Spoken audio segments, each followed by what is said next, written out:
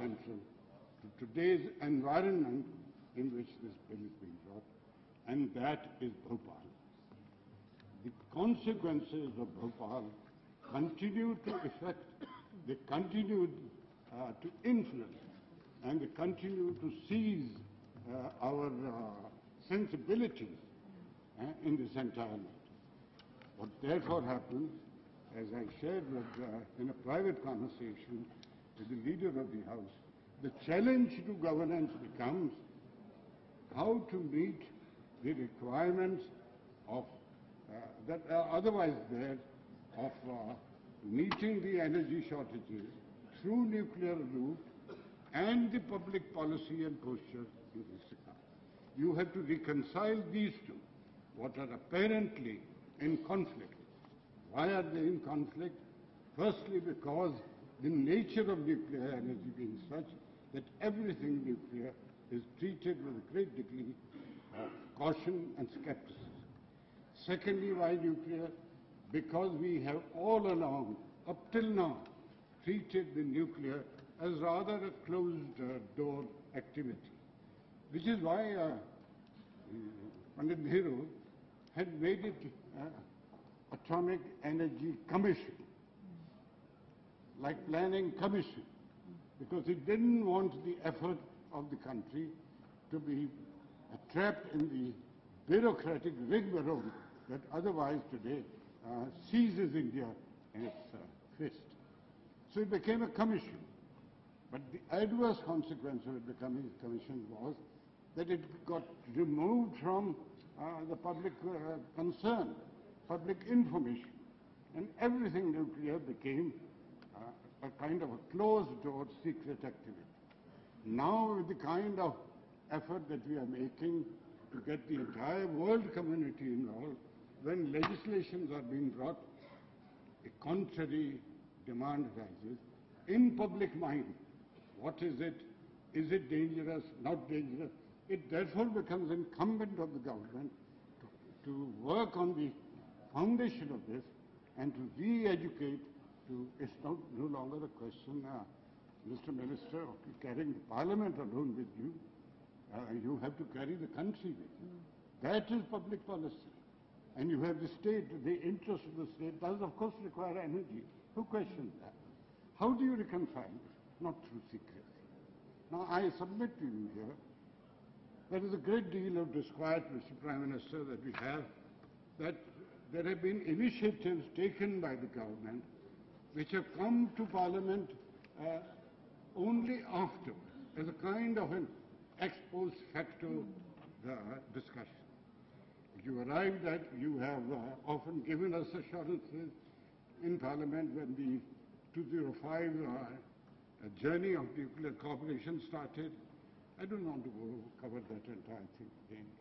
The same questions arise about this. An appearance has been created that the government has not been candid enough with us. And the government has tried to hustle us suddenly, because if the IOU was of 2008, then why in the 8th month of 2010 are you suddenly in a hurry to get it done? These are questions. You don't have to answer to me, but you have to answer is a question that arises in the mind of our citizens. So this is really what I might overuse the example of the bone. This is where the bone is stuck. Because essentially what you're trying to do between facilitation, essentially for the suppliers of nuclear commerce, and public perception and policy. You're trying to reconcile these two, which is not an easy task, I accept it. But you have gone about it in a fashion that raises questions and doubts, which only you can answer.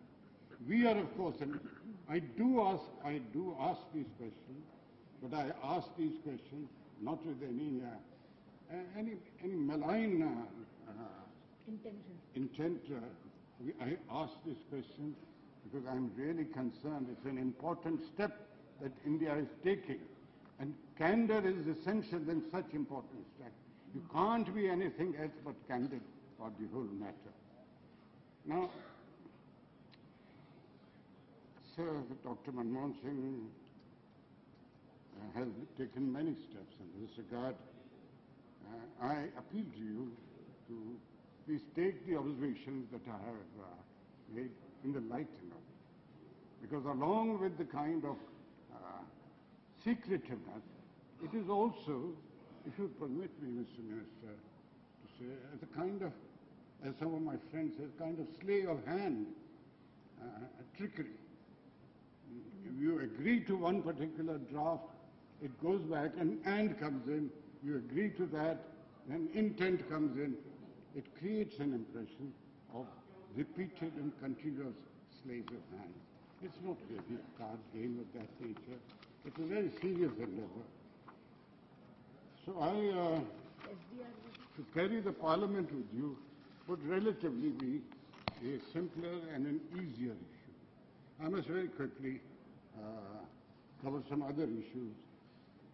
We covered the rationale, sir, the issue we've covered. There are some other difficulties. There are difficulties with the amendments that have already been moved. And I must acknowledge how much I have benefited by discussing the amendments with my colleague, Jaswant Singh. I wish very much he had intervened, because on the amendments he certainly far was better than far. Now, there is a larger, very broadly, is the larger conceptual and fundamental question. There are these drafting and other procedural difficulties which I've just covered. We have covered the question of why this kind of artificial urgency. In the hierarchy of priorities, is this the most important activity that you want? I don't want to. I'm sorry to say. Perhaps we are also guilty and are answerable. I do think the hierarchy of priorities, I would personally wish to spend much more time in what is happening in Jammu and Kashmir today. Yes. It is an important piece of legislation, yes. But what is happening in Jammu and Kashmir is also the most centrally important issue that concerns the country. The Honorable Prime Minister quite rightly has pointed out that the question of Maoists is a question that poses the most serious challenge to India's internal security. I would think that that would rate a higher priority. But the efforts that you have made on this, I really wish at times that is a very able Home Minister, whom I have very high regard. He had been given the freedom to operate and try and arrive at discussion on, you got a carte blanche to sit with us. And he could then sit with us and talk about Kashmir or about the Maoists or other law and order issues. I don't want to continue to labor this point. That's what. Then there is also, Mr. Minister, there's some conflict and confusion between foreign policy, international relations, non-proliferation. Why do I say India stand apart? India is not South Korea or Japan or any other country. We stand apart because we are not. We are not an NPT country. We are also not a CTBT country. Yet we are a nuclear power.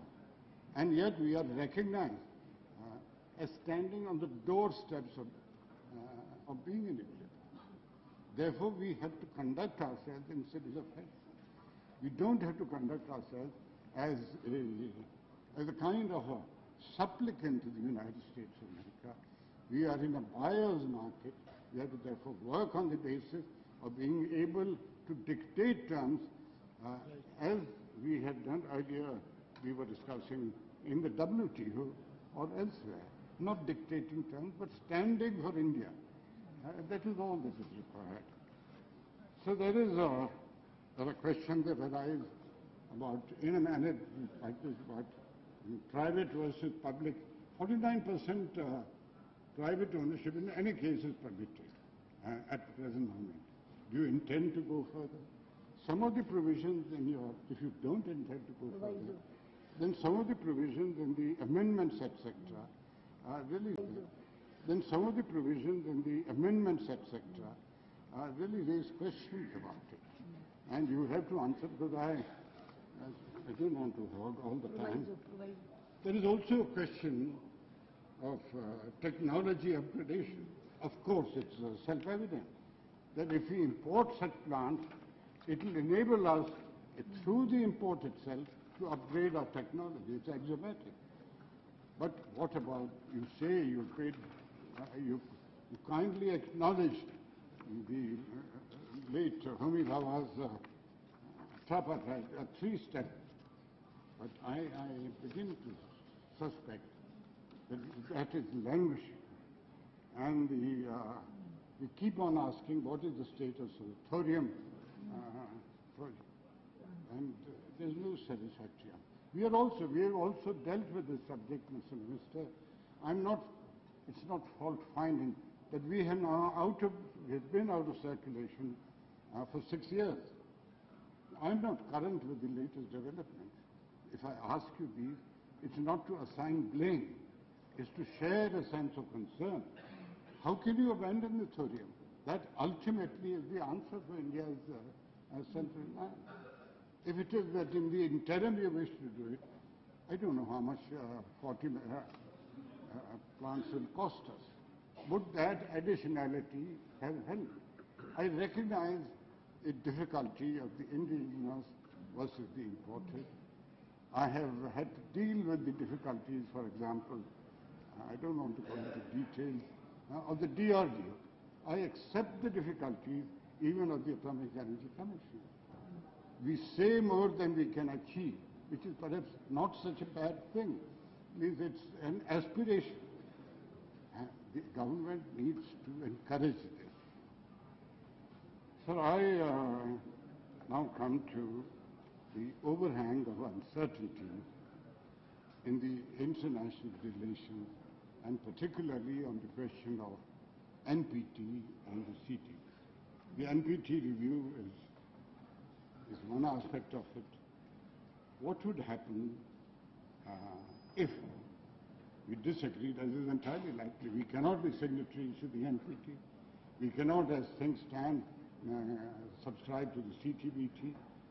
As things are progressing, I do foresee the United States of America, the Democratic government, will insist upon these, because that's their international program. What happens to the civil nuclear liability?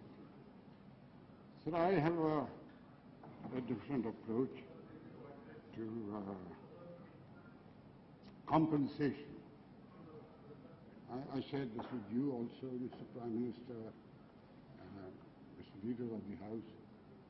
I do not think that you can ever compensate for a real nuclear holocaust. The concept of compensation is to provide in lieu of a loss. What? Land. If you lose land, you pay some money. How do you compensate? Let me cite to you an example of our immediate Western neighbor. How do you compensate the kind of tragedy that has today struck Pakistan? 1/5 of the land, 1/5 of the country is underwater. Millions have been uprooted. Villages have gone, obliterated under a Sailab which is unimaginable. You know how many were killed in Hiroshima? One strike was over 175,000. Nuclear accidents, heaven forbid, do not fall in the category of ordinary compensation sufficing. That is why I had shared with my colleagues when we first discussed this issue. I have difficulties with compensation. I don't have an immediate answer. It's perhaps you would say, and the justification, that what I'm saying is more a philosophical point than a practical point. But I think governments quite often must and do have to address even philosophical questions, and particularly and certainly when we are talking of an issue like nuclear plants, which can really devastate Therefore, it's no good to say we have raised from 5. Personally, no. My colleagues perhaps find it adequate. That 500 have been raised to 1,500 crores. I also have some difficulty in some of the amendments that you've moved. We shall come to it in a moment. But very briefly, I must, Mr.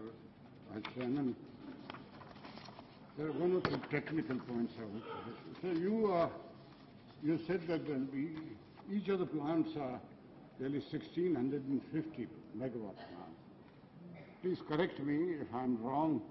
I don't think 1,650 megawatt plants have been used anywhere in the world today. Whether they are French or they are US, these 1,650 megawatt plants will be used in India for the first time. Are you convinced that these 1,650 megawatt plants have been fully tried and taken care of?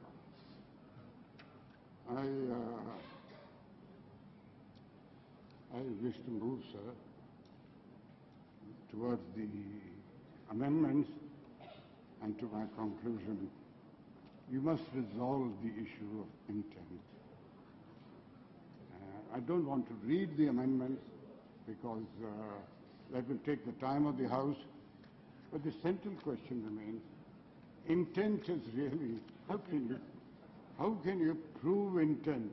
And therefore I believe that you have addressed this meaningfully.